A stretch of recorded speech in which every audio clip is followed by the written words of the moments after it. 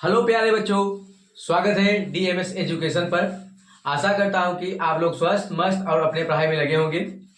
हम लोग कक्षा 10 का मॉडल पेपर नंबर 2 पढ़ रहे थे, जिसमें से एमसीक्यू और वर्ष न्यूज के कुछ भाग कर चुके थे और कुछ टेक्निकल प्रॉब्लम के कारण हमने कुछ मैंने अपने मॉडल पेपर को पूरा नहीं कर पाया था। तो आज हम जहां से हमारा मॉडल पेपर रुक गया था, तो हम लोग वहां से आज स्टार्ट कर रहे हैं, यानी 2 का सी से हम लोग आज यानी मॉडल पेपर को सॉल्व करेंगे। चलिए हम लोग अपने प्रश्न की ओर चलते हैं। देखिए क्या दिया है। प्रश्न नंबर 2 का सी दिया है, सिद्ध कीजिए कि वृत्त के किसी बिंदु पर स्पर्श रेखा स्पर्श बिंदु से जाने वाली त्रिज्या पर लंब होती है। चलिए हम लोग सॉल्व करते हैं। दिया है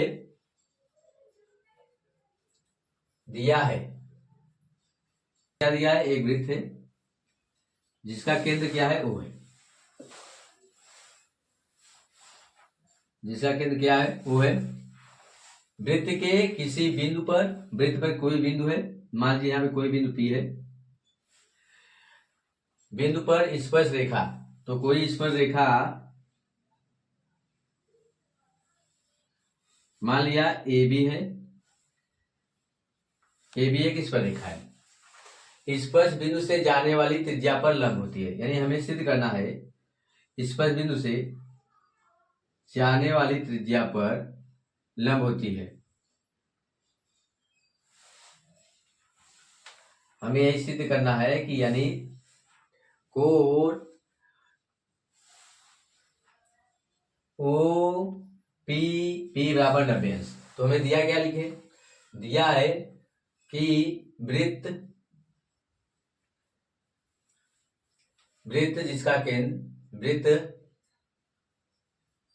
जिसका केंद्र O तथा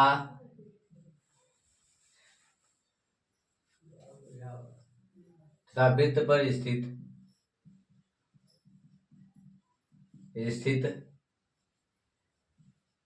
बिंदु P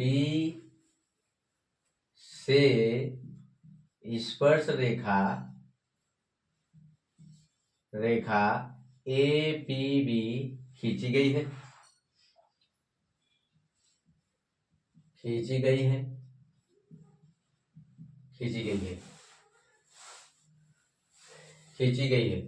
सिद्ध करना है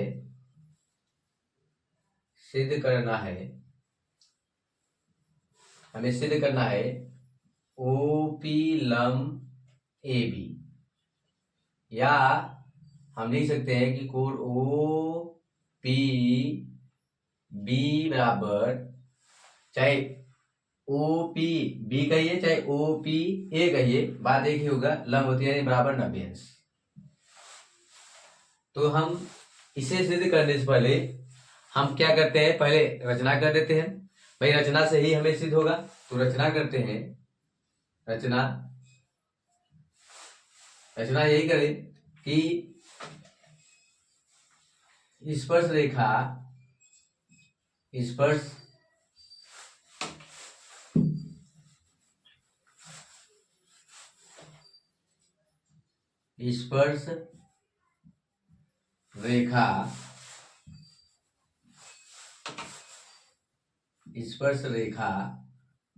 AP या AB कर लीजिए, स्पर्श रेखा AB पर एक अन्य बिंदु Q लिया तथा OQ को मिलाया। तो हमने रचना किया है। तो भाई हम मान लिए कि इस रेखा पे कोई बिंदु Q है, मान लीजिए यहाँ पे कोई बिंदु Q है, और इसे क्या कर दीजिए, मिला देते हैं। OQ को मिला दिया। आइए हम लोग उत्पत्ति करते हैं। उत्पत्ति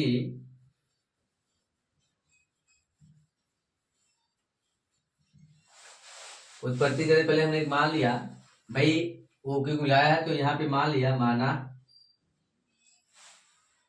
माना माना माना ओ क्यू त्रिज्या है तथा ओ क्यू लंब है ए बी पर, लंब है ए बी पर, लंब है ए बी पर। मान लिया कि ओ क्यू क्या है, त्रिज्या है तथा लंब है किस पे, ए बी पर। यदि लंब है ए बी पर तब अर्थात जो ओ क्यू बी होगा, ओ क्यू बी बराबर कितना होगा, 90 अंश होगा, 90 अंश होगा। लेकिन हमें दिया है भाई, हमें क्या दिया है, यानी हमें ये दिया है 90 अंश होगा, अर्थात हम 90 अंश होगा भाई। हमें ये भी दिया है कि जो ओ क्यू है ओपी के बराबर, क्योंकि यहाँ पे भाई यहाँ पे लिखना दिया चाहिए, दिया में ये भी लिखना चाहिएगा यहाँ पे मैंने खींची गई है और ओपी त्रिज्या है, त्रिज्या है, ये हमें दिया है। ठीक, तो यानी अब देखिए जो दिया है हमें, हम मान लिए हैं और क्या दिया है, ओपी, अर्थात इसे यह सिद्ध होता है कि ओपी बराबर है किसके, ओ क्यू के। भाई हमें दिया था और हमने इसे माने हैं कि ओ क्यू एक त्रिज्या है, यानी आपका बराबर होगा। लेकिन आकृति से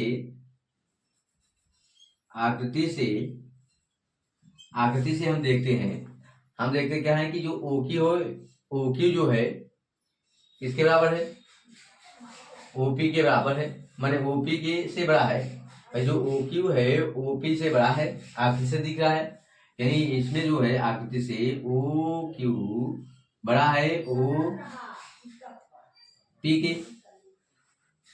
ओपी से अगर बड़ा है तो भाई ओपी बराबर ओपी, ये समीकरण मान लीजिए भाई, समीकरण एक से यह तभी संभव होगा, ये दोनों आपस में बराबर तभी होगा जो बिंदु क्यू कहाँ होगा, बिंदु पी पे होगा। भाई ओपी और ओ क्यू आपस में बराबर तभी हो सकते हैं जब बिंदु क्यू बिंदु पी पर स्थित होगा। तो यही हम लिखते हैं कि समीकरण 1 से यह तभी संभव है, यह तभी संभव है, तभी संभव है जब क्यू बिंदु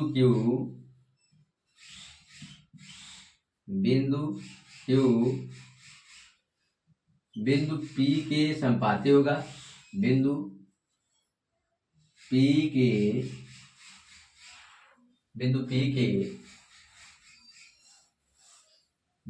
के संपाती होगा।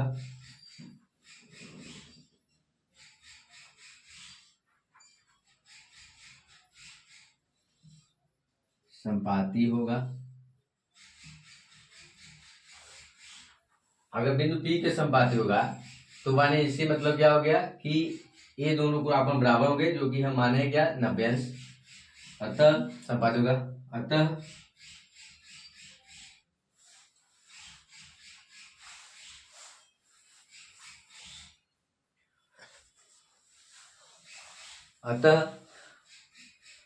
अतः भाई यहाँ पे हम माने क्या 90 अंश है, संपाती होगा, तो यानी क्या होगा कि हम मान लिए हैं तो संपाती होगा, इसका मतलब ओ क्यू बी बराबर होगा किसके, ओ पी b बराबर कितना 90 अंश, इसी से होता है, अर्थात यहाँ लिख दिए भाई, यहाँ पे आप लिख लीजिएगा, अतः OP लंब AB इति सिद्धम, इति सिद्धम। हमें यही कथन को लिखना था, जो कथन दिया था, सवाल में दिया था।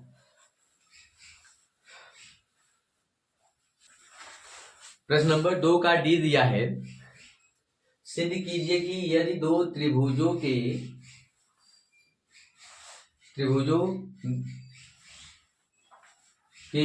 कोण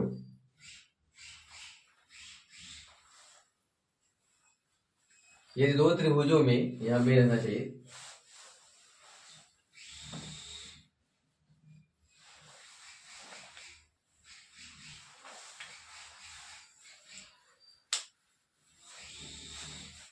प्रश्न नंबर 2 का डी दिया है, 2 का जो डी दिया है, सिद्ध कीजिए कि यदि दो त्रिभुजों में संगत कोण बराबर हो तो उनकी संगत भुजाएं एक ही अनुपात में होती हैं और इसलिए ए त्रिभुज समरूप होते हैं।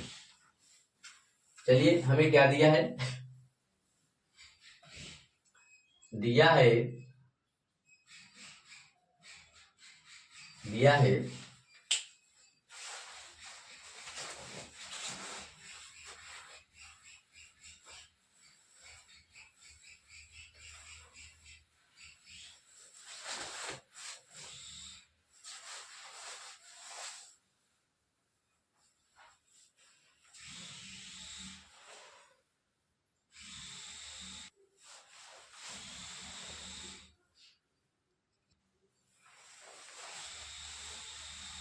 दिया है कि दो त्रिभुज हैं, मान लिया दो त्रिभुज, एक त्रिभुज ABC है, ABC है, और दूसरा त्रिभुज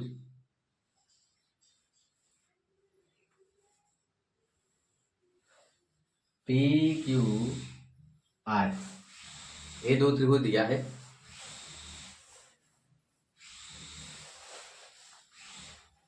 त्रिभुज ABC व त्रिभुज PQR में कोण A बराबर है कोण P के, कोण B बराबर है कोण Q के, और कोण C बराबर है कोण R के। हमें दिया है, सिद्ध क्या करना है,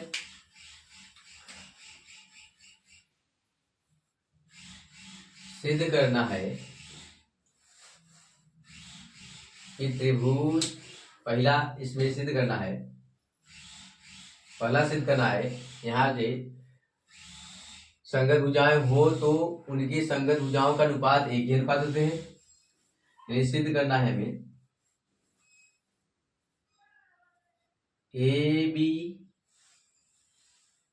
बटे PQ बराबर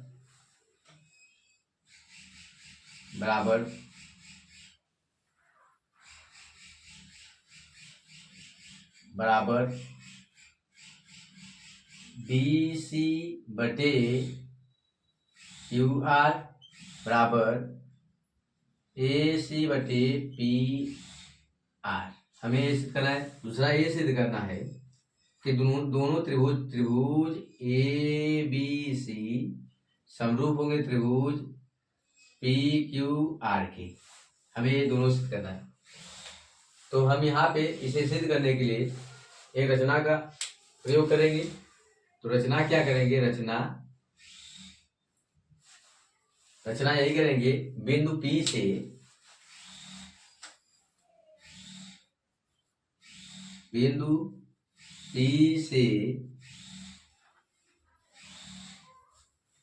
बिंदु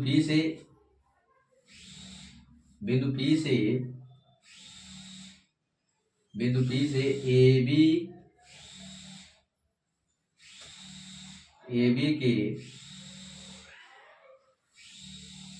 बिंदु पी से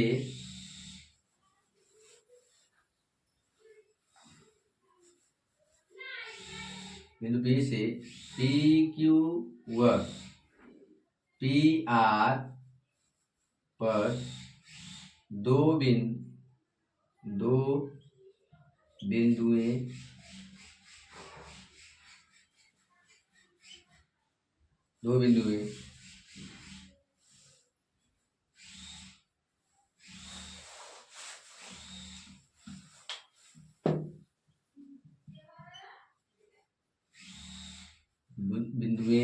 इस प्रकार लिया, दो बिंदुएं यम व यन इस प्रकार लिया जिसमें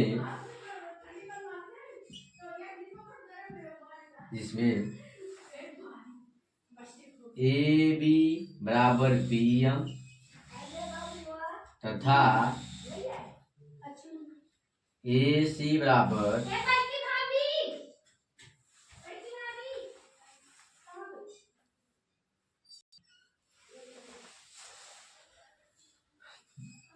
जिसमें ए बी बराबर पी एम तथा ए सी बराबर पी एन। ये है गया रचना। तो हम क्या किए हैं, बिंदु पी माने पी क्यू पर बिंदु यम लिया और पी आर पर बिंदु एन लिया, इसे यम मान लिया, इसे एन मान लिया। अब इन दोनों के क्या करिए, मिला दिए तथा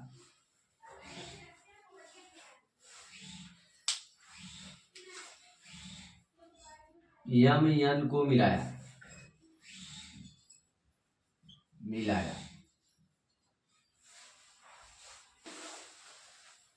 आइए हम लोग उत्पत्ति करते हैं।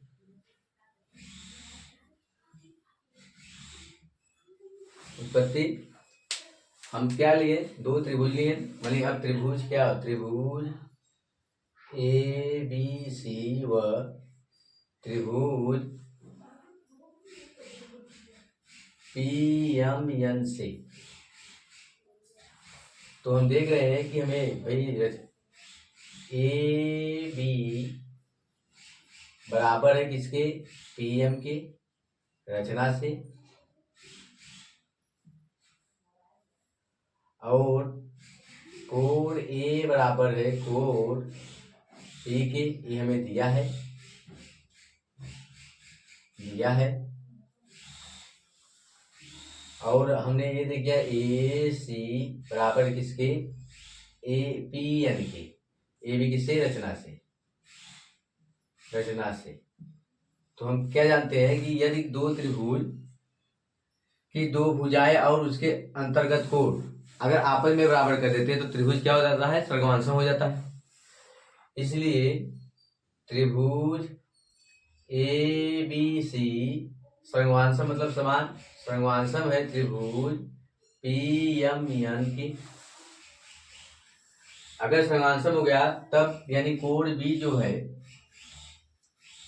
किसके बराबर है, कोण बी जो है किसके बराबर है,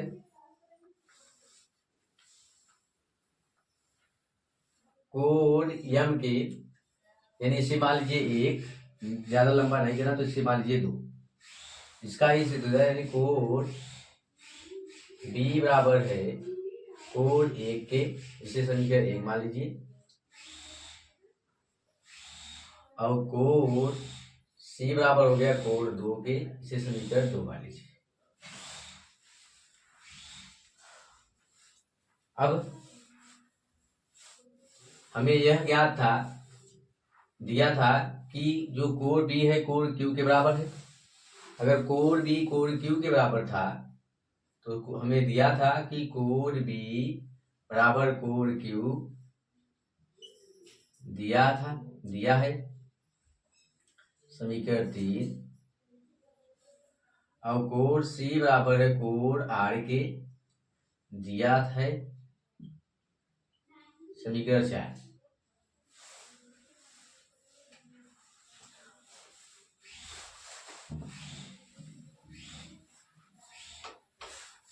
समीकरण 4। तो समीकरण 1 व 3 से, समीकरण 1 व समीकरण 3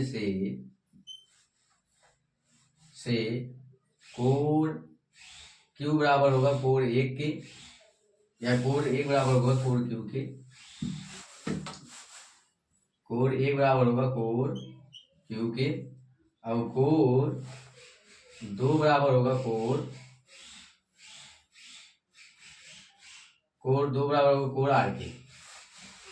इसका मतलब अब हम जानते हैं कि किसी त्रिभुज की अगर ये कोण इसके बराबर होगा, अगर कोण 2 कोण R के बराबर है, इसका मतलब ये संगत कोण है। तो संगत कोण का क्या होगा, जो यमन होगा वो क्या होगा, क्यू आर के समान है, क्योंकि संगत यदि दो रेखाओं को एक तरीके रेखा काटते यदि उनके संगत कोण बराबर होते हैं तो वे रेखाएं क्या होती है, समांतर होती है। इसलिए यम यन समांतर होगा किसके, क्यू आर के, संगत कोण अवगृहित से, संगत कोण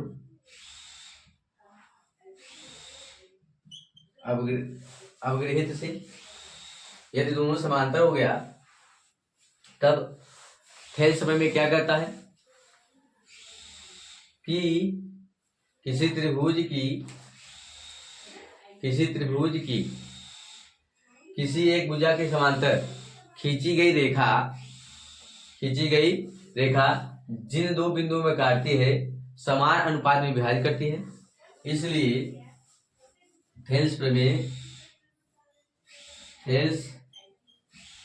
से त्रिभुज PMN समरूप, समरूप नहीं, मतलब थेल्स प्रमेय क्या कहता है कि यानी PM बटे PQ बराबर PN बटे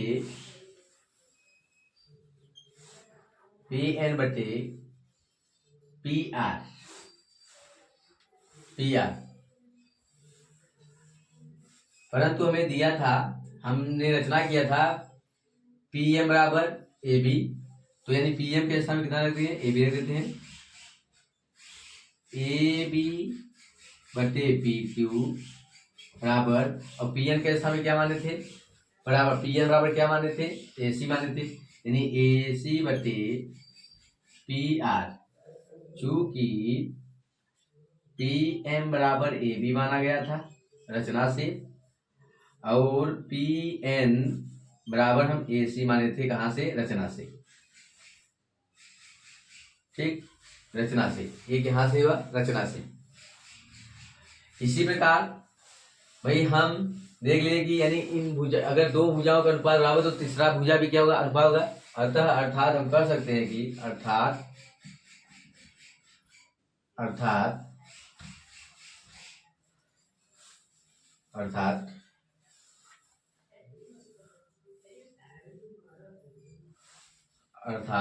यानी भुजाओं का अनुपात बराबर आ गया।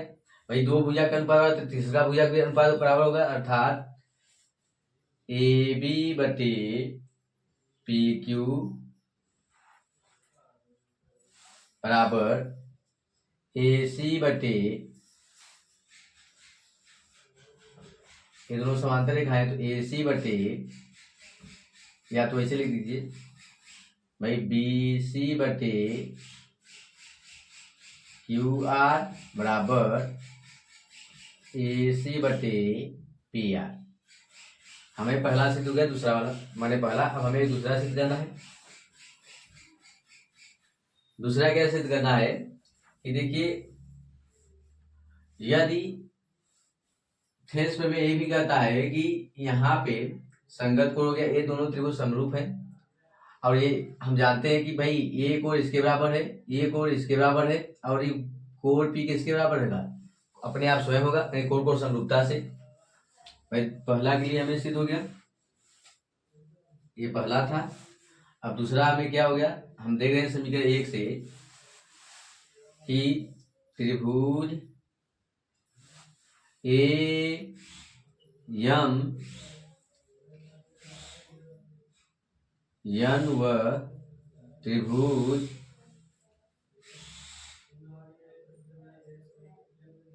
पी क्यू आर में कोण पी स्वयं के बराबर है, कोण एक बराबर है कोण क्यू के, और कोण दो बराबर है कोण आर के। तो कोण कोण समरूपता से त्रिभुज ए एम एन समरूप होगा त्रिभुज पी क्यू आर के। अगर पी क्यू आर के समरूप होगा किसके कारण, कोण कोण समरूपता से।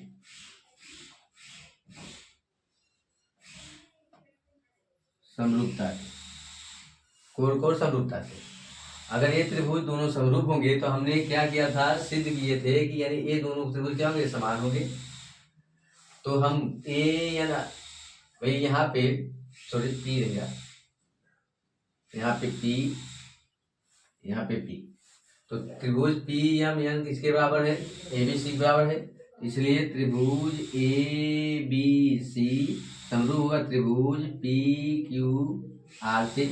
चूंकि यहाँ लिख दीजिए, चूंकि त्रिभुज पी एम एन समरूप है समानांतर किसके, त्रिभुज ए बी सी की। तो हम अगर समरूप मतलब बराबर होता है यानी ये दोनों आपस में बराबर है, यानी पी एम एन के स्थान क्या लिख सकते हैं, ए बी सी लिख सकते हैं। इसलिए हमें दूसरा भी सिद्ध हुआ, पहला ये सिद्ध हुआ,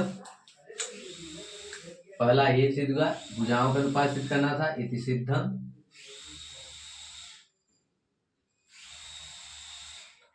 और दूसरा हमें ये सिद्ध करना था, इति सिद्धम। इति सिद्धम हमें यही सिद्ध करना था।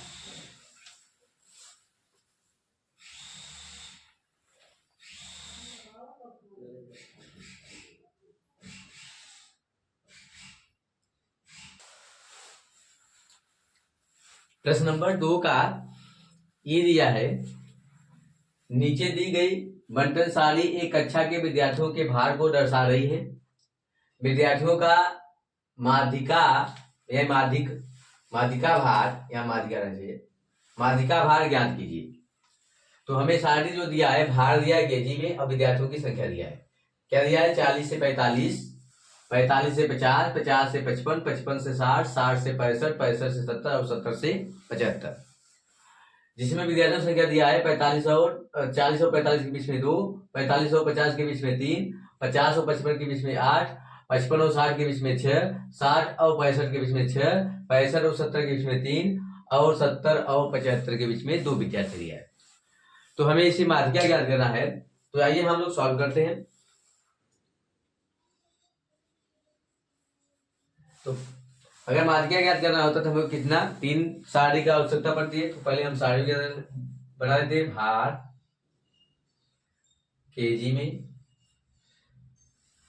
दूसरा विद्यार्थियों की संख्या जिसे हम बारंबारता दर्शाते हैं, विद्यार्थियों की संख्या यानी यहाँ पे हम लिख दे रहे हैं, यह विद्यार्थियों की संख्या हमारी बारंबारता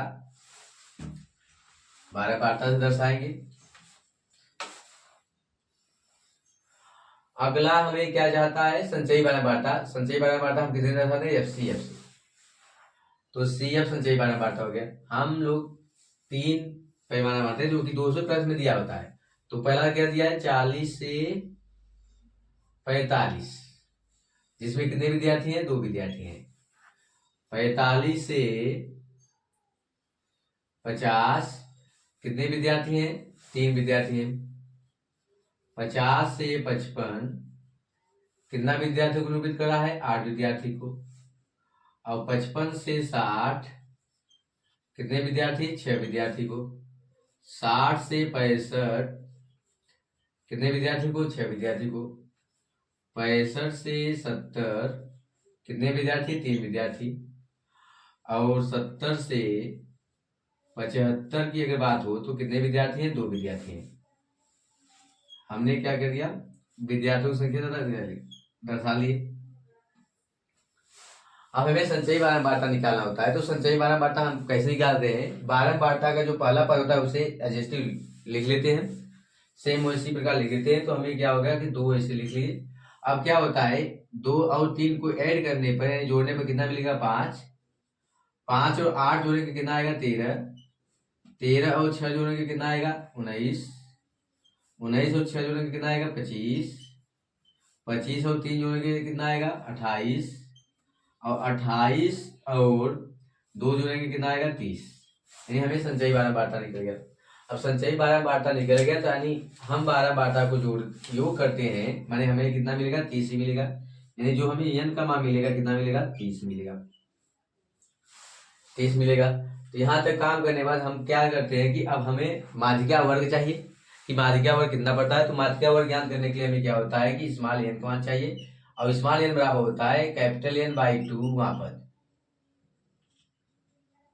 इसे। तो स्मॉल n का मान जो आएगा कितना आ जाएगा? 30/2 वहां पर। तो n का जो मान आएगा 15वां पद।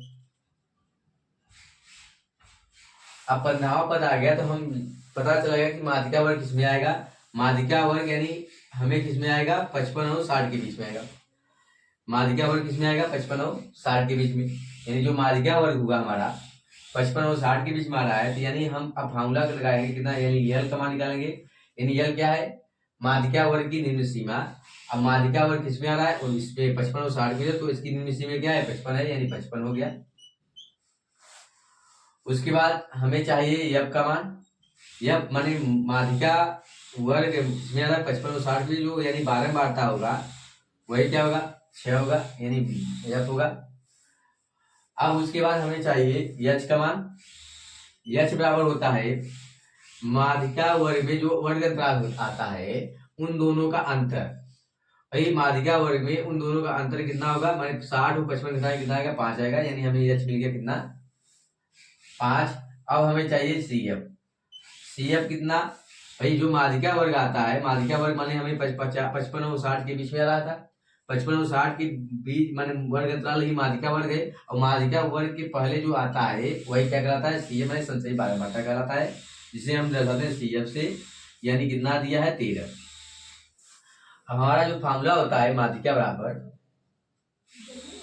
माध्यिका बराबर फार्मूला होता है यल प्लस n - CF बटे F इंटू एच। तो हम मान रखने पर कैलकुलेटर करने पर कितना आता है वही हमारा माध्यिका होगा। तो यल का मान कितना है? 55 है, प्लस n का मान कितना है? 15वां पद मैंने 15 है, माइनस CF कितना है? 13 है, बटे F का मान कितना है? 5। F का मान जो निकाले हम देख रहे हैं 6 है, इंटू एच का मान जो आएगा कितना आएगा? 5। तो यानी 55 प्लस इसको घटाने पे कितना मिलेगा हमके? 2 आएगा। अब बटे 5 बटे 6। तो हम क्या करते हैं, 2 और 6 को घटाएंगे, कितना आएगा? 2 1 का 2, 2 3 6। तो हमें जो मिलेगा कितना मिल जाएगा? 55 प्लस 5 बटे 3। भाग देने पर हमें कितना मिलेगा? 55 प्लस 3 1 का 3, 3 6 का 18, 3 6 का 18, 6 6 बार जाएगा, 6 7 आएगा। भाई भाग देने पर हमें क्या मिलेगा? 1.67। तो हम इससे ऐड करेंगे कितना आएगा? 56.67। और 56.67 ही हमारा क्या हो गया? माध्यिका हो गया। यानी हमारा यही उत्तर हो गया।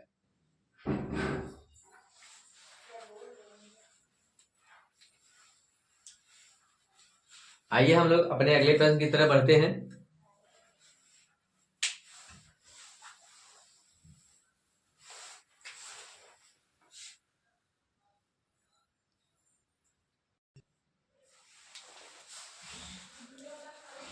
प्रश्न नंबर 2 का एफ है, एक डिब्बे में 5 लाल कंचे, 8 सफेद कंचे और 4 हरे कंचे हैं।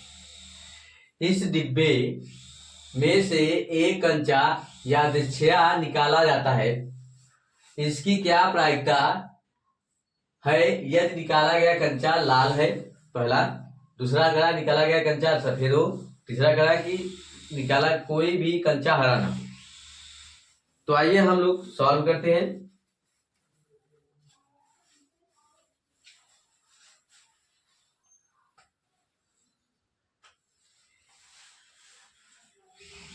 आइए हम लोग सॉल्व करते हैं। क्या है,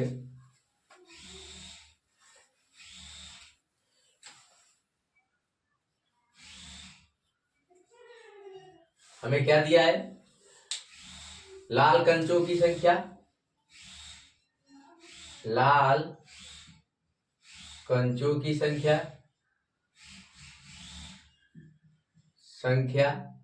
जिसे हम दर्शाते हैं एन आर से। रेड आर हो गया रेड, मतलब मैंने कितना दिया है 5। कितना कंचा, 5 कंचा।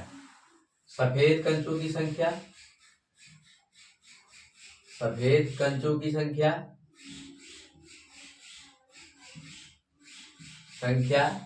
एन डब्ल्यू से, व्हाइट मतलब डब्ल्यू मतलब कितना दिया है 8।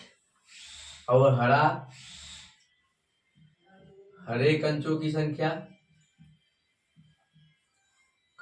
संख्या,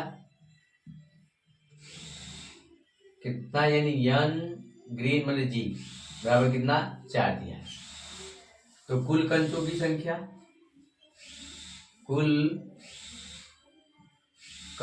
संख्या,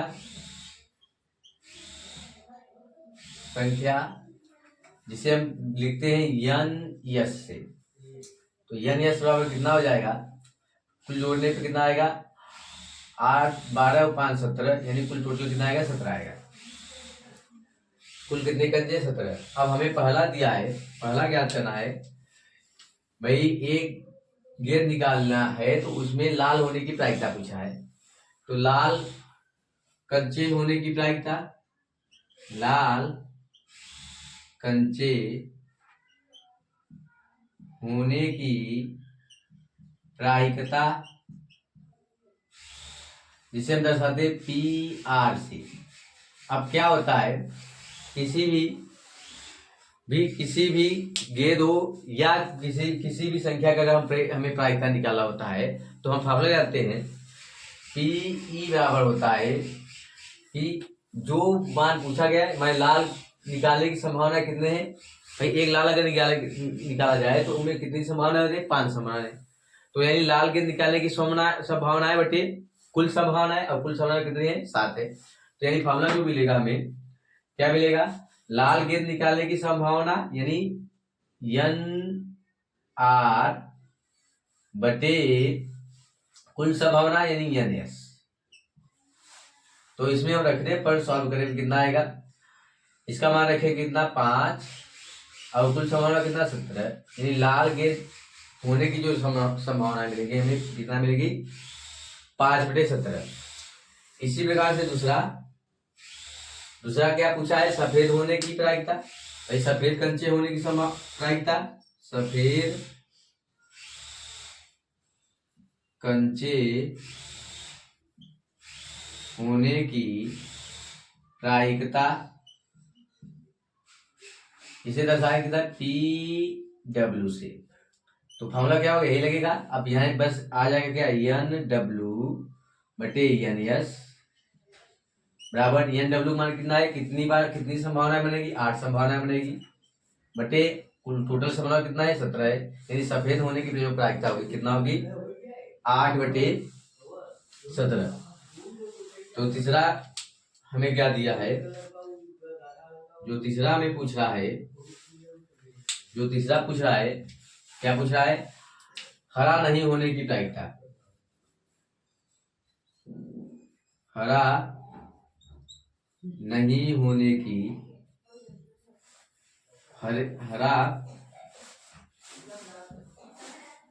हरा कंचे नहीं होने की प्रायिकता जिसे हम दर्शाते हैं किससे, पी। अब नहीं है, अब नहीं पे क्या होता है, यहाँ पे हरा के लिए क्या मैंने दिया है, मैंने पी जी बार। अगर नहीं होता हम किसे दर्शा से, पी जी बार से। अब कितना नहीं है भाई, 4 थे तो है। अब कितना नहीं है, इन दोनों को जोड़ने पर कितना आएगा, यानी कितना आएगा 13। यानी 13 गेंद ऐसा है जो हरा नहीं है।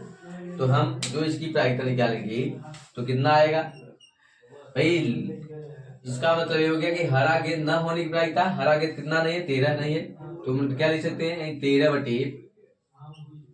बटे कुल कितना 17। तो फार्मूला क्या लिखेंगे, अगर फार्मूला लिखना चाहे तो इतना माने लाल गेंद होने की प्रायिकता धन सफेद गेंद होने की प्रायिकता बटे कुल संभावना। भाई इन दोनों को क्या करें, मैं लाल गेंद लाल कंचे की कुल संख्या प्लस सफेद गेंद की कुल संख्या ऐड करने पर जितना आएगा हमें क्या पता चलेगा कि कितना गेंद हरा नहीं है, 13/17। यही हमारा हो गया हरा कंचे नहीं होने की प्रायिकता, यानी पी जी बार बराबर 13/17। तो हमने प्रश्न नंबर 2 के सभी प्रश्न कर लिए, जिसमें आपको केवल कितने प्रश्न करने होंगे, 5 प्रश्न करने होंगे। तो आप 6 प्रश्न दिया होगा, अब 5 प्रश्न करना होगा। तो आप लोग केवल जो आएगा आप 5 प्रश्न कर लीजिएगा। आइए हम लोग अपने प्रश्न नंबर 3 की तरफ बढ़ते हैं।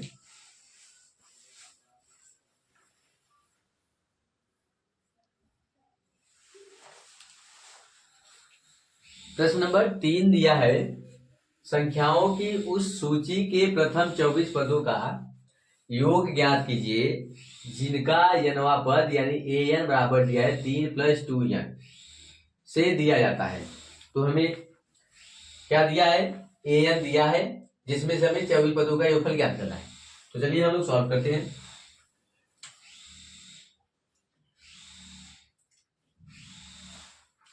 भाई दिया गया है, क्या दिया है, an दिया है। तो an कितना दिया है, an दिया है 3 + 2n। तो हमें क्या चाहिए, 24 पदों का योगफल। तो पहले हम श्रेणी ज्ञात कर लेते हैं। श्रेणी जो दिया है कितना है, मान लीजिए श्रेणी। तो हम देखते हैं कि अगर श्रेणी ज्ञात करते n बराबर, अगर n बराबर 1 2 3 4 डॉट डॉट डॉट रखने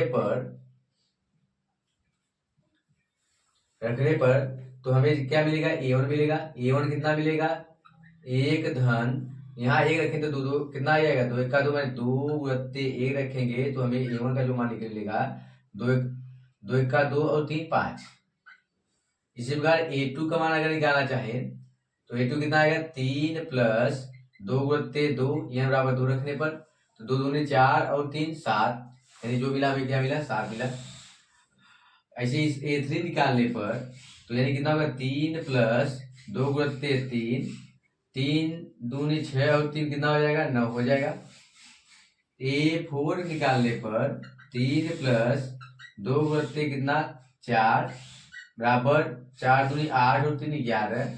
तो हम देख रहे हैं जो हमें a1 a2 a3 और a4 निकाले हैं 5 7 9 और 11 जो कि एक समांतर श्रेणी में, अतः हम लिख सकते हैं 5, 7, 9, 11 dot dot dot in AP, यानी समांतर श्रेणी में है। अगर समांतर श्रेणी में है तो यानी प्रथम पद कितना हो गया, a बराबर हो गया 5।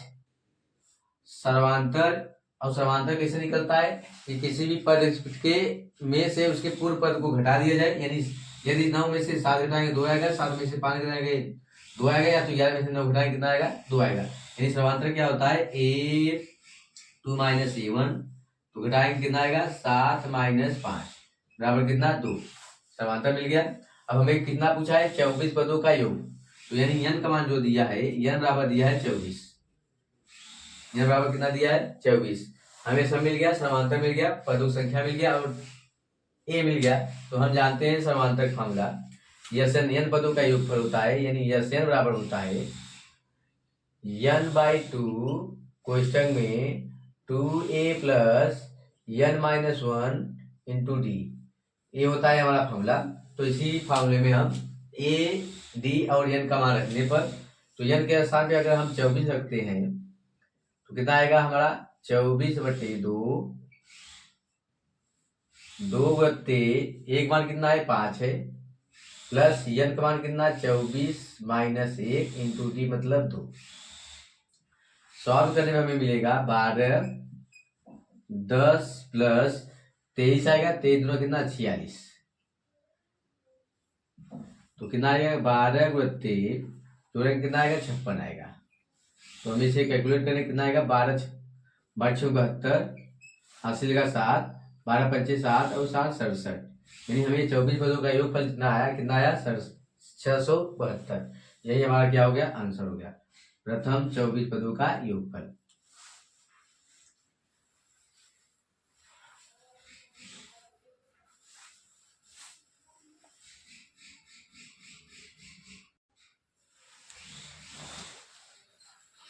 प्रश्न नंबर 3 का अथवा दिया है, 2 अंकों से बनी संख्या एवं उनके अंकों को उलटने पर बनी संख्या का योग 66 है। यदि संख्या के अंकों का अंतर 2 हो तो संख्या ज्ञात कीजिए। तो आइए हम लोग इसे सॉल्व करते हैं।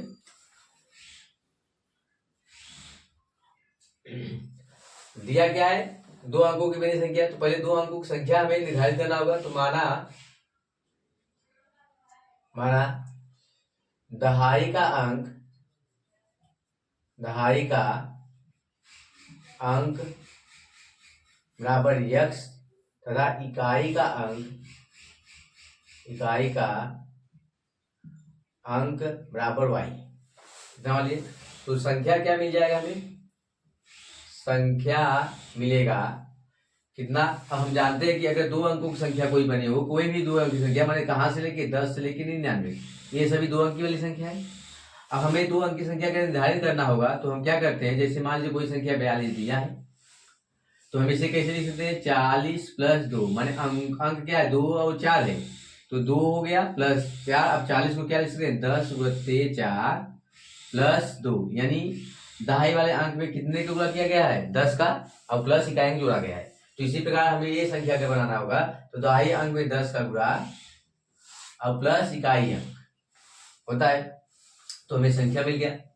अब क्या कहा है कि अंकों को उलटने पर, भाई अंकों को उलटने पर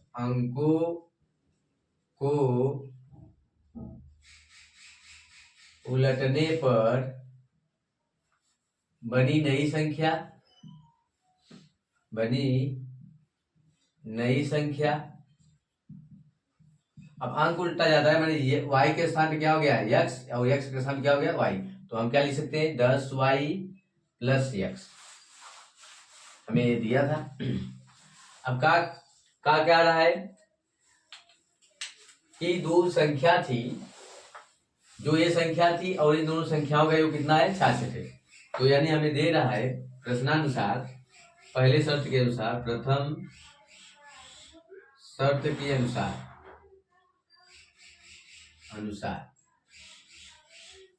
प्रथम शर्त के अनुसार क्या दिया है कि जो पहले संख्या थी और जो नई संख्या है उन दोनों को जोड़ने पर कितना आना चाहिए 66 आना चाहिए, माने 10x प्लस y और प्लस 10y प्लस x जोड़ने पर कितना आ रहा है 66। तो हमें जोड़े कितना आएगा 11x प्लस 11y बराबर 66।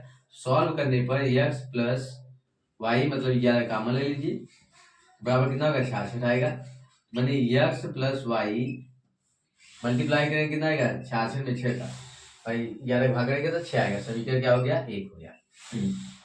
अब द्वितीय शर्त के अनुसार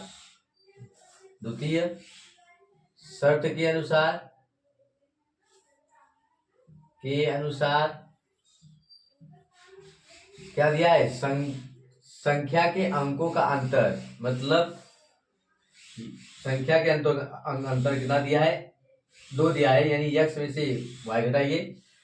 मान लिए कि x माइनस वाई बराबर 2 दिया है, कब, जब x ग्रेटर देन कितना है y से। मान लिए कि जब x बड़ा है किससे y से, दहाई का अंक बड़ा है, दहाई का अंक बड़ा है इकाई अंक से, तो इससे मान लीजिए समीकरण 2, तो समीकरण 2 हो गया। अब समीकरण 1 और 2 को जोड़ने पर समीकरण 1 धन समीकरण 2, दोनों को अगर जोड़ते हैं मानी यक्स प्लस वाई बराबर हमें कितना दिया है 6 और यक्स माइनस वाई बराबर कितना दिया है 2। अगर इन दोनों को जोड़ते हैं तो वाई वाई कैंसिल हो जाएगा, बचेगा 2 यक्स बराबर कितना 8। तो यक्स का मान कितना आएगा 4 आएगा, क्योंकि 2 का डिवाइड करेंगे कितना आएगा 8। 8 में अगर 2 का डिवाइड करते हैं तो 4 आएगा। अब यही मान समीकरण 1 में रख दीजिए। समीकरण एक में यक्स बराबर 4 रखने पर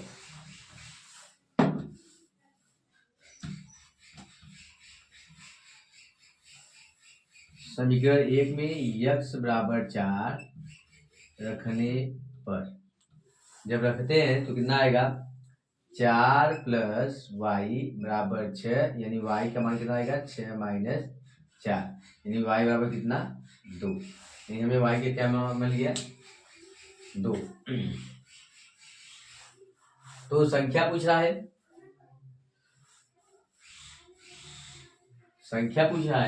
तो आइए हम यहां लगा देते रहे।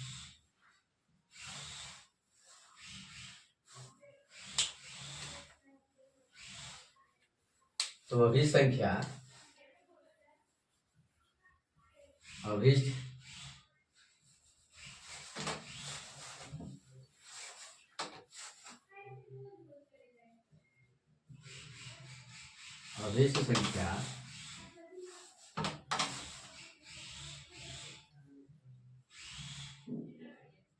संख्या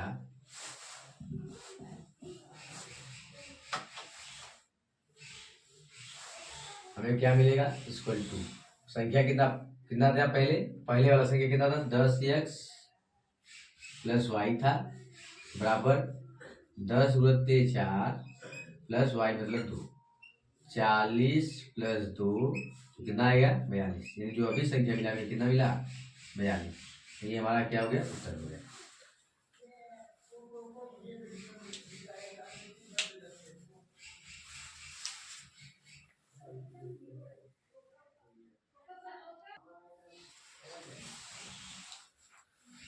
प्रश्न नंबर 4 दिया है, आंधी आने से एक पेड़ टूट जाता है और टूटा हुआ भाग इस तरह मुड़ जाता है कि पेड़ का शिखर जमीन को छूने लगता है और इसके साथ 30 अंश का कोण बनाता है।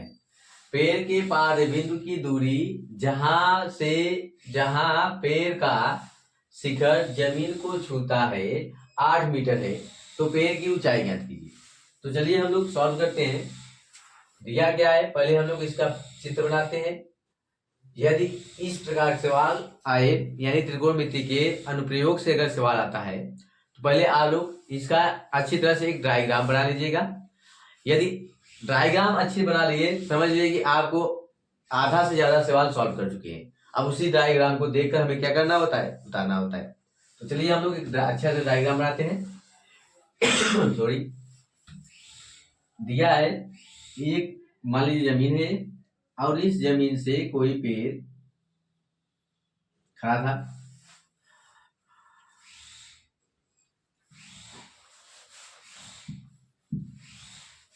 अब क्या हुआ कि आंधी आने पर मान लीजिए ये पेड़ यहां से टूट कर गिर गया। अब ये वाला जो शिखर था मान लीजिए ए था, ये बी था। अब ये जो जहां गिरा मान लीजिए यहां से आकर बिंदु सी पर आके गिर गया, तो यहाँ पे सी हो गया, यानी पहले ए से गिर के यहाँ आ गया। तो जो ये गिरा हुआ भाग है, यानी यहां से एक जो दूरी है कितना दिया है 8 मीटर, कितना दिया है 8 मीटर। अब मान लिए कि पेड़ की जो कुल ऊंचाई थी कितना था, पेड़ की कुल ऊंचाई कितना क्या था 10 मीटर था, यानी कैपिटल एच मान लीजिए। अब जो ये भाग है मान लीजिए ए डैश है, टूटा हुआ जहां से वहां ए डैश है, और ए डैश तथा जमीन से ए डैश की ऊंचाई कितना मान लीजिए एच मान लीजिए, स्मॉल में एच मान लीजिए। हमें पेड़ की ऊंचाई यानी पूरी ऊंचाई चाहिए, तो हमें क्या मान लीजिए कैपिटल एच, और जो खड़ा हुआ भाग था उसका ऊंचाई क्या मान लीजिए, इस माने। तो जो हम माने क्या माना गया है, माना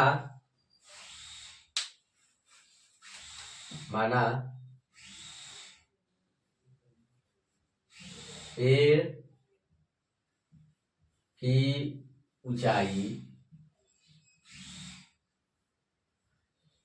h मीटर तथा टूटने पर खड़े भाग की ऊंचाई स्मॉल एच मीटर है। भाई हमें मानिए, तो पहले हम जो हम लोग एज्यूम करें उससे मान निकालेंगे, स्मॉल एच मान निकालते हैं। और जो इसका यूनियन कोड दिया है कितना दिया है, 30 अंश दिया है। तो पहले हम क्या करते हैं, त्रिभुज ए डैश सी बी से थीटा के स्थान पे कितना दिया है, 30 अंश दिया है। तो हमें स्मॉल एच का अगर मान निकालना होगा तो लंब और आधार हमें मालूम है, तो लंब और आधार मालूम है तो हम क्या करते हैं, टेन थीटा ले लेते हैं। मैं टेन थीटा क्या होता है, लंब मतलब क्या होगा, ए डैश बी बटे आधार मतलब बी सी। तो टेन 30 अंश बराबर ए बी मान कितना हो गया, एच हो गया, और बी सी मान कितना हो गया, 8 मीटर, जो कि दिया हुआ है। टेन 30 अंश का मान कितना होता है, 1/√3 बराबर एच अपान 8। सॉल्व करने में हमें क्या मिलेगा, जो एच का मान मिलेगा 8/√3, कितना मिलेगा, 8/√3। तो इसका प्रमेयीकरण कर दीजिए, कितना हो जाएगा, 8/√3 बटे √3 बटे √3, माने हम प्रमेयीकरण किए हैं। तो एच का जो मान आएगा 8/√3 बटे √3 बटे √3।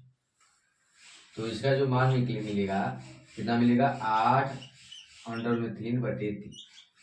इसे मान लीजिए समीकरण 1। अब स्मॉल एच मान निकल गया। अब हमें चाहिए था कैपिटल एच का मान। तो पहले कैपिटल एच का मान मानने से पहले अगर ये टोटल ऊंचाई कितना था, यस था, और ये ऊंचाई कितना है, ए डैश बी कितना है, यस मान है, तो जो गिरा हुआ भाग है तो ये जो ऊंचाई होगा कितना होगा, माने जो ये ऊंचाई होगा, ये ऊंचाई होगा एच माइनस एच होगा, माने यहाँ से लेके यहाँ तक का ये जो ऊंचाई आएगा अब कितना आएगा, एच माइनस एच मीटर आएगा। तो यही ऊंचाई गिर के यहाँ है, मतलब यही ऊंचाई क्या होगा, एच माइनस एच मीटर, यानी यहाँ से लेकर यहाँ तक। ठीक, अब हमें कर्व मिल गया। अगर कर्व मिल गया, आधार मालूम है, तो हम जानते हैं कि काश थीटा बराबर होता है आधार बटे कर्व। तो हम काश ले लेते हैं इसी त्रिभुज में, तो कॉस थीटा बराबर आधार क्या होगा, बी सी होगा, और कर्व क्या होगा, ए डैश सी होगा। तो काश 30 अंश बराबर बी सी का मान कितना है, 8 है, ए डैश का मान कितना है, एच माइनस एच है, और कॉस 30 अंश का मान होता है 1/2 बराबर यहाँ पे हमें काश 30 अंश का मान चाहिए। तो काश 30 का जो मान होता है अंडर में 3/2 होता है, इक्वल टू 8 बटे कितना हो जाएगा इसका, एच माइनस। तो हम 3 करने पर कितना आएगा, अंडर में 3 एच माइनस एच बराबर 8 दूनी 16। तो हम एच का मान रखने पर अंडर में 3 एच माइनस 8 अंडर में 3 बटे 3 बराबर कितना, 16। पूरा करने पर हमें कितना मिलेगा, अंडर में 3 एच और माइनस इसका इसमें गुणा करेंगे कितना आएगा, 8 बटे 3 बटे 3 बराबर कितना, 16। हमें और ये कर दिया जाएगा, अंडर में 3 एच बराबर कितना हो जाएगा, 16, और प्लस 8 पर छाना करेंगे तो 8 हो जाएगा। तो जो यच का मान निकलेगा कितना आएगा 824/√3। तो इसका प्रमेय करने पर यानी यच बराबर 24/√3 हो जाएगा। भाई प्रमेय करेंगे वही बात, √3/√3। तो 3 गुणा होगा, क्या होगा √3 गुणा तो 3 आ जाएगा, तो 3 लिख दिए, या तो लिखना चाहिए लिख लीजिए √3/√3। तो यच का जो मान आएगा 24√3/3, यानी यच बराबर 8 घटाएंगे उतना 8√3, यानी जो यच का मान कितना आ गया 8√3। अतः पेड़ की जो ऊंचाई है, अतः पेड़ की ऊंचाई 8√3 मीटर है।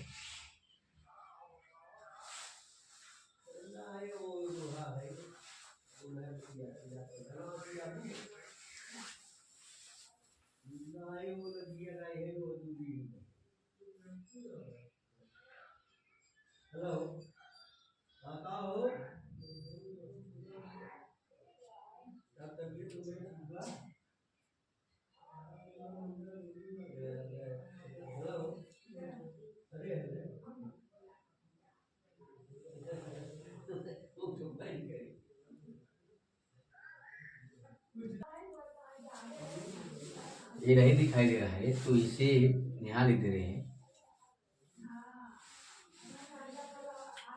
जो यच का मान आया है,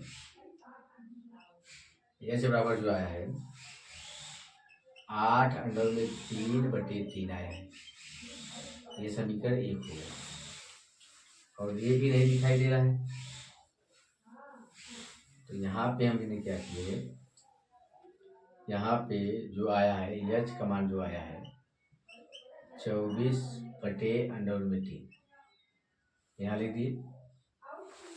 ठीक, अब यहाँ पे जो क्या गए हैं, यहाँ से लिख दीजिएगा समीकरण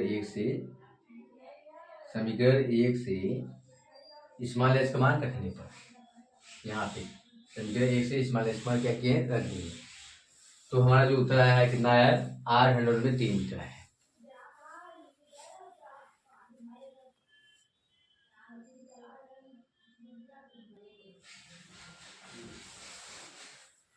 प्रश्न नंबर 4 का अठवां दिया है 7 मीटर ऊंचे भवन के शिखर से एक केबल टावर का शिखर का उन्नयन कोण 60 अंश है और इसके पाद का उन्नयन कोण 45 अंश है।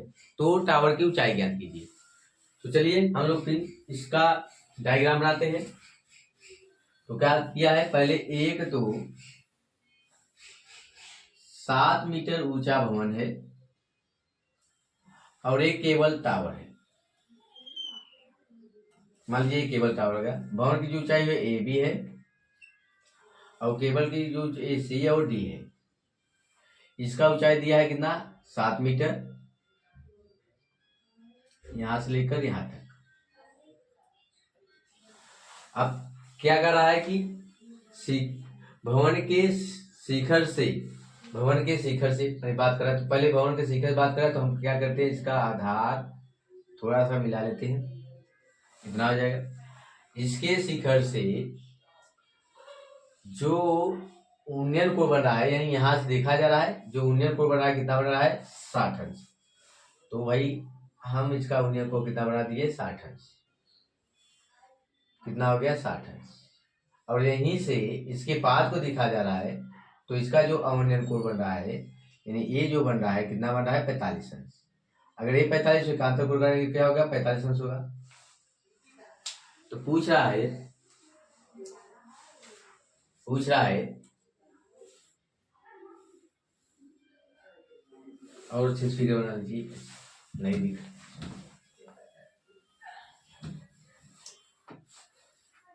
मान लीजिए ये आपका जमीन हो गया, ये आपका भवन हो गया और ये आपका केबल टावर हो गया। अगर केबल टावर है तो इसकी ऊंचाई तो हमें मिल गई है, आधार तो यही होगा। तो यानी ए हो गया, बी हो गया, सी हो गया, डी हो गया। इसकी ऊंचाई दिया है 7 मीटर। अब इसका जो अवनयन कोण बन रहा है, उन्नयन कोण जो बन रहा है कितना बन रहा है 60 अंश। और यहाँ से इसका ऑनियन कोण कितना बन रहा है, ये जो बन रहा है 45 बन रहा है। अगर ये 45 तो ये भी कितना होगा 45 होगा। तो मान लीजिए जो केबल टावर की ऊंचाई है h मीटर है तथा केबल टावर तथा भवन के बीच की दूरी नहीं दिया तो मान लीजिए x मीटर है। अगर ये 7 है तो ये भी कितना होगा 7 होगा। तो ये कितना आएगा, पूरे में से घटा दीजिए, माने यहाँ दूरी आएगा, मान लीजिए कितना हो गया, ये हो गया, ठीक है, इसे मान लीजिए हम, तो यानी जो ये दूरी आएगा कितना आएगा टोटल, यानी 7 है, माने यहाँ से यहाँ तक ऊंचाई, केबल टावर की ऊंचाई h मान लिए और भवन की ऊंचाई 7 है। तो अगर ये 7 है ये 7 होगा, CM कितना होगा 7 होगा। तो जो इसकी ऊंचाई आएगी कितना आएगी h माइनस 7 मीटर, यानी EM की ऊंचाई, इसे हम माने हैं M। इसका जो आ गया h माइनस 7 मीटर, ये माने h माइनस 7 मीटर। तो चलिए हम लोग सॉल्व करते हैं।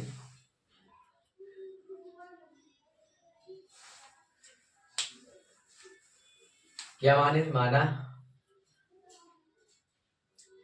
टावर की ऊंचाई h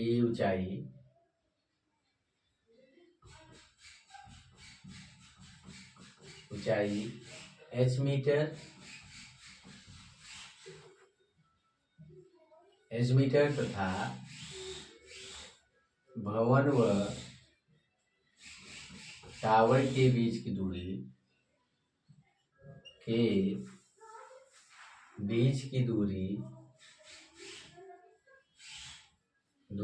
x मीटर है,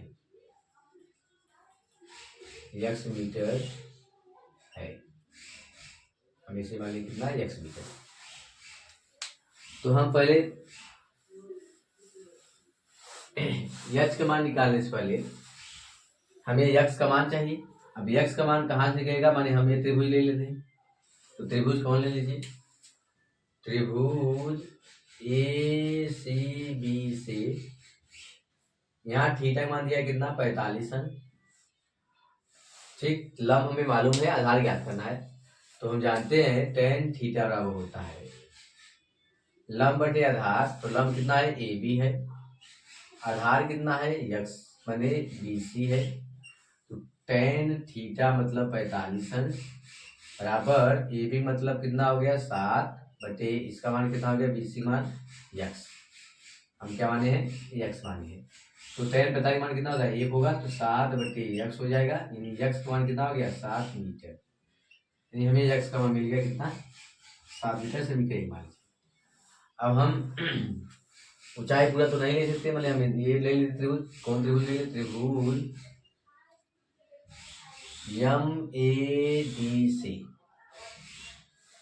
तो MADC यहाँ थीटा का मान कितना दिया है 60 दिया है। तो हम फिर लंब मालूम है, आधार मालूम, ये तो मालूम हो गया। अगर ये x है तो ये भी कितना होगा x होगा। तो फिर tan थीटा ले लीजिए, tan थीटा बराबर लंब मतलब क्या होगा DM बटे आधार मतलब AM।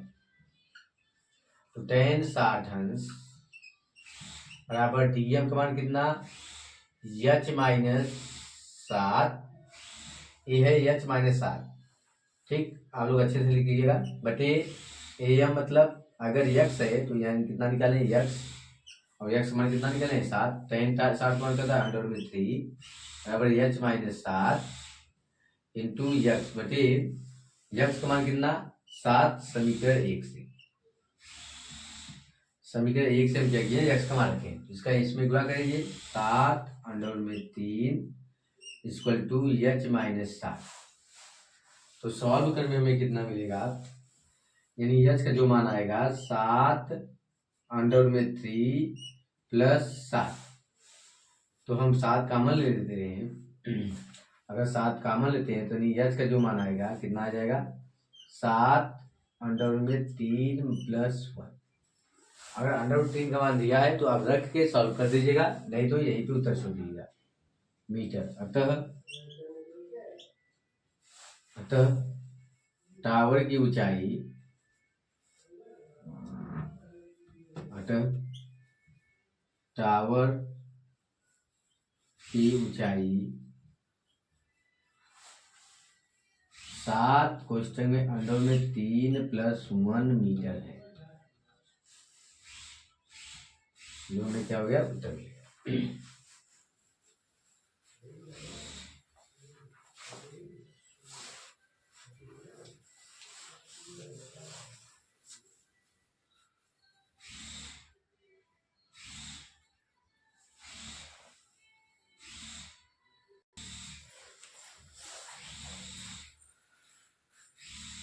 प्रश्न नंबर 5 दिया है, 7 सेमी भुजा वाले एक घनाकार ब्लॉक के ऊपर एक अर्ध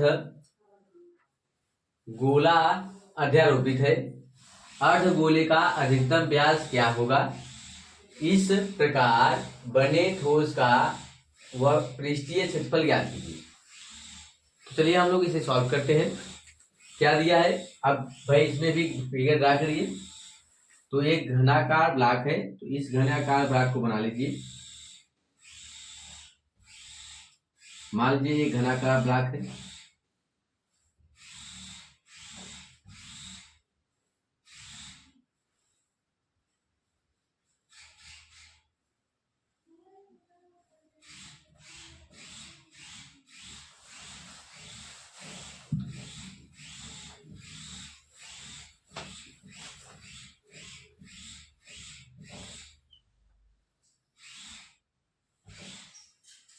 घनाकार ब्लॉक बना लीजिए।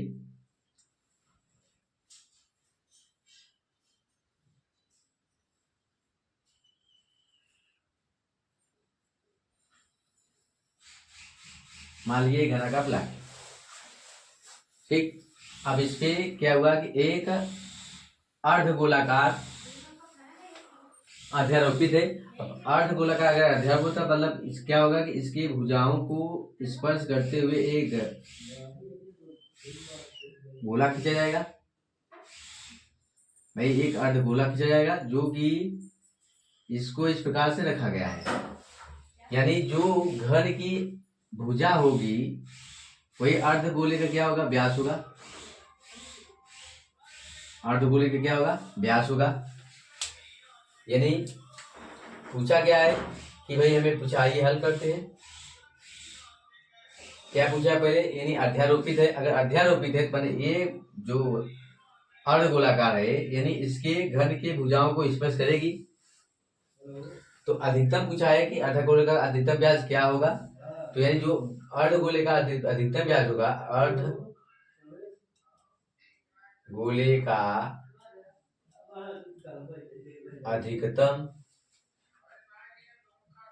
अधिकतम व्यास जो डाया होगा वो घन के भुजा के बराबर, घन की भुजा बराबर होगा घन की भुजा, यानी ए मान लीजिए। तो घन की भुजा कितना दिया है, 7 सेंटीमीटर। मैंने जो डी आएगा कितना आएगा, 7 सेंटीमीटर सेमी, यानी हमें अधिकतम व्यास मिल गया। तो हम त्रिज्या ज्ञात कर लेते हैं। घन की त्रिज्या मैंने अर्धगोले की जो त्रिज्या आएगी, ये जो आर आएगा, आर जो आएगा वो कितना आएगा, व्यास का आधा।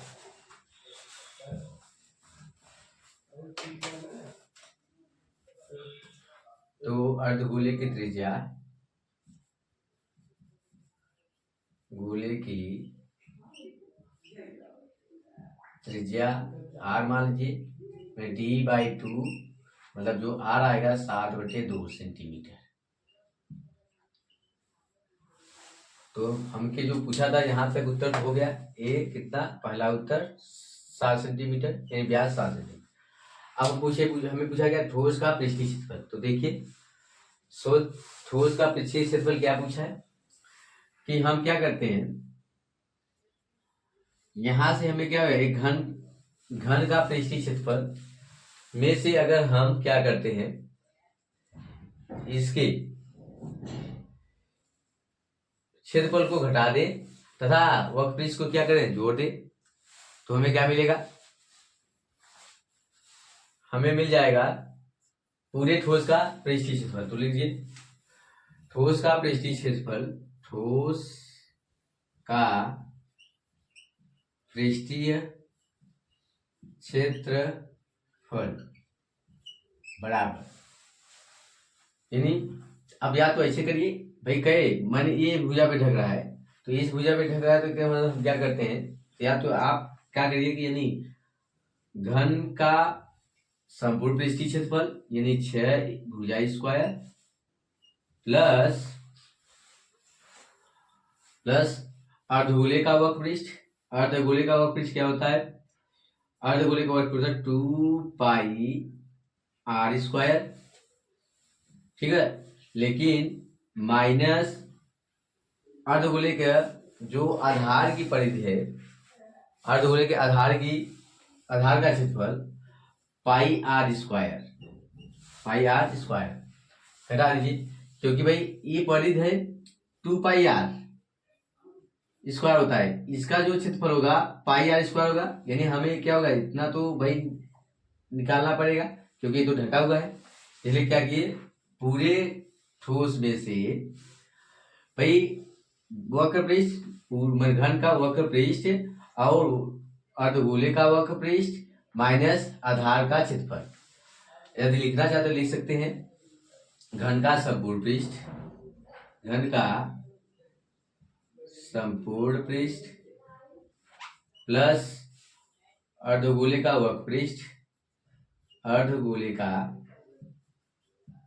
का वक्र पृष्ठ माइनस अर्धगोले के आधार का क्षेत्रफल, अर्धगोले के आधार का क्षेत्रफल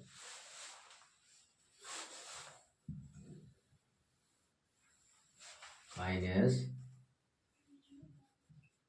अर्धगोले के आधार का क्षेत्रफल।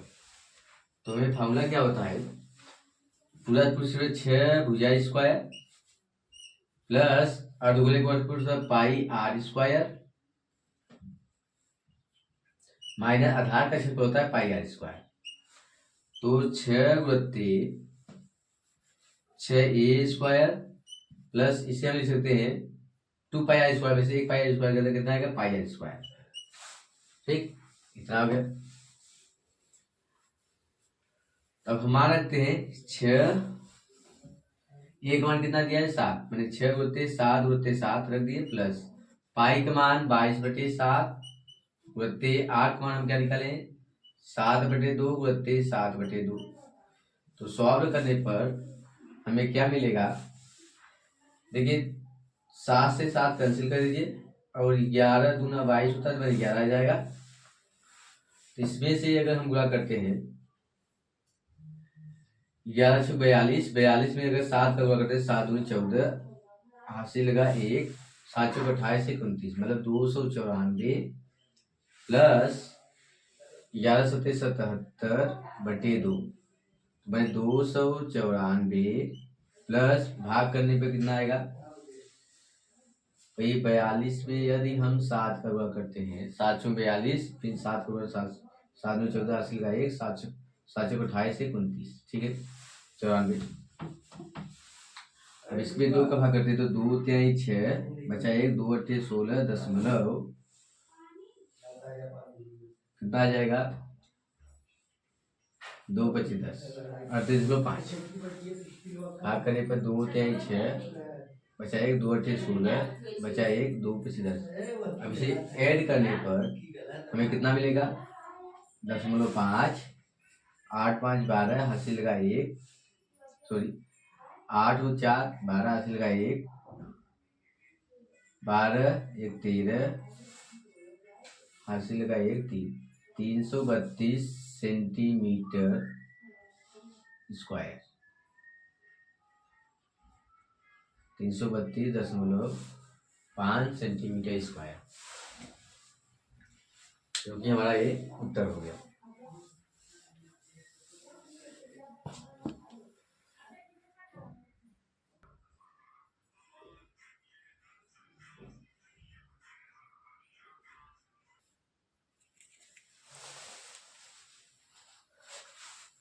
प्रश्न नंबर 5 का अठवां दिया है, जो कि इस मॉडल पेपर का हमारा आखिरी सवाल है। अब हमने आपको बता दिया कि जब प्रश्न नंबर 3 स्टार्ट करते हैं, प्रश्न नंबर 3 और 4 और 5, इन तीनों में से एक एक प्रश्न करना होगा और आपको कितने नंबर का आएगा? 6 नंबर का। यानी आपको यहीं से 36 का 18 नंबर मिलेगा। तो आप लोग 3, 4 और 5 में एक प्रश्न करना होगा, एक प्रश्न करना होगा। तो आप लोग अच्छी तरह से जो आएगा उसे कर लीजिएगा। तो हम आपको सभी प्रश्न बता दिए हैं। आइए हम लोग अपने आखिरी प्रश्न की तरफ बढ़ते हैं, जो कि दिया है 20 सेमी त्रिज्या वाले एक वृत्त की कोई जीवा केंद्र से 60 अंश का कोण आंतरित करता है। संगत लघु और दीर्घवृत्त खंडों की का क्षेत्रफल ज्ञात कीजिए। तो हमें क्या दिया है? एक वृत्त दिया है,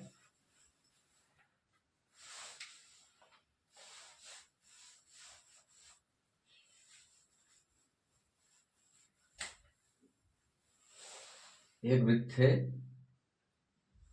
तो हम क्या करते हैं? एक वृत्त बना लेते हैं।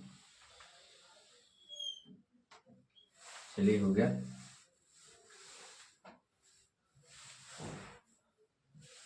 अब इसका केंद्र मान लीजिए यहाँ पे O है। अब एक जीवा यहाँ पे है जिसकी लंबाई दिया है 20 सेंटीमीटर। 20 मैंने जीवा है, मैंने त्रिज्या दिया है।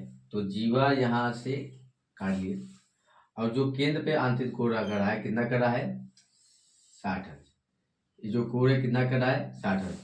अब लघु वृत्तखंड मतलब इसका पूछ रहा है। यहाँ पे A है, यहाँ पे B है, यहाँ पे मान लीजिए कोई बिंदु P है और यहाँ पे बिंदु क्या है? Q है। ठीक है। वृत्त पर हमें दीर्घ और लघु वृत्त को निकालने के लिए हम P और Q मान लिए। तो हमें त्रिज्या कितना दिया है? OA का मान दिया है 7 सेंटीमीटर, मैंने OB भी कितना होगा? तब 7 सेंटीमीटर और जीरो का नहीं दिया है। तो पहले हम क्या करते हैं? हम लघु वृत्तखंड का क्षेत्रफल निकालते हैं। तो हमें क्या दिया है? आइए हम लोग सॉल्व करते हैं।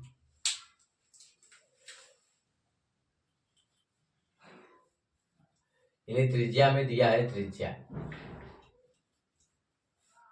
कितना दिया है? आर का जो मान दिया है 20 सेंटीमीटर, कितना दिया है? और जो कोण दिया है थीटा दिया है, यानी कोण दिया है कितना दिया है? 60 अंश। तो हम लोग जानते हैं, अब में से पढ़ लीजिए आप क्या कहा है कि त्रिज्या वाले एक वृत्त की कोई जीवा केंद्र से 60 अंश का कोण पर आंतरित करती है। यानी यहाँ पे जीवा के बारे में कुछ बात नहीं कहा गया है।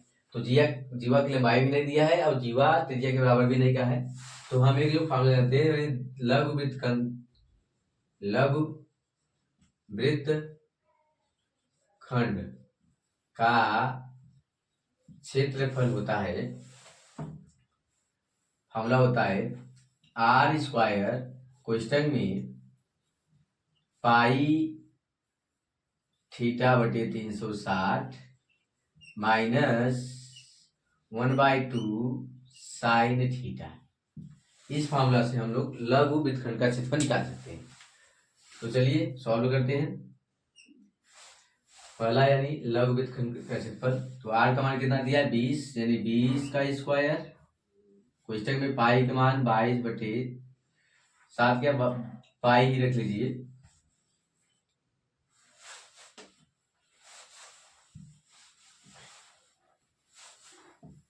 कितना हो जाएगा आपका?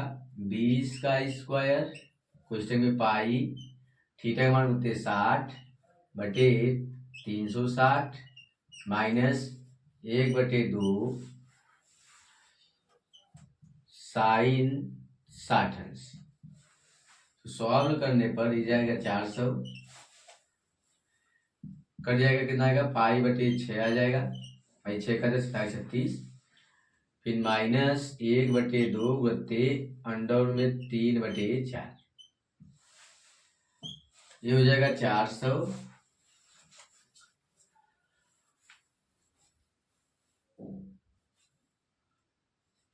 पाई/6 माइनस अंडर में 3/8।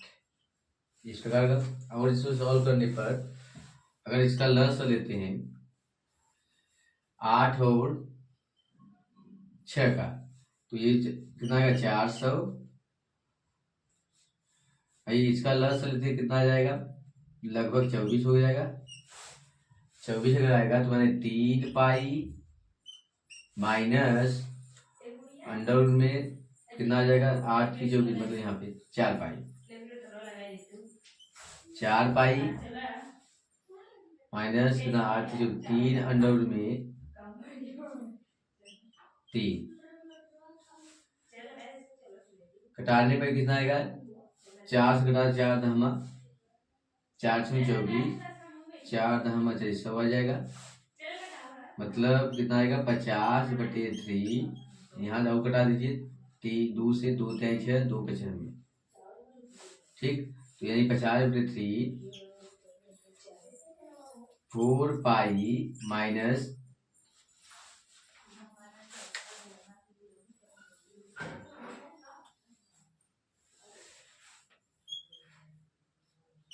400, इसका एलसीएम लेते हैं कितना आता है 24 आएगा। ये हो जाएगा 4 पाई माइनस 3 अंडर में 3। तो सॉल्व करने में हमें क्या मिलता है, ये हम यहाँ सॉल्व कर दे रहे हैं। तो कितना आ जाएगा, लगभग 8 से घटेगा क्या, 8 पर 40, ठीक है। 8 से घटा दीजिए, मैंने 8 पंचे 40 50 होगा, और 8 3 24 3 आ जाएगा। फिर कितना बचेगा 4 पाई माइनस 3 अंडर में 3।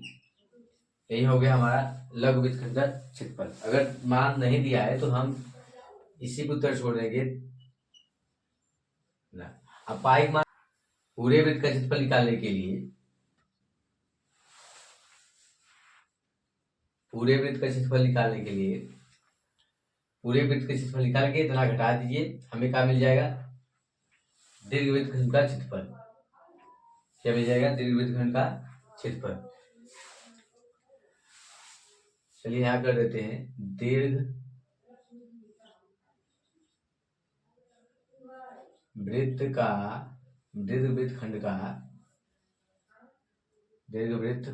का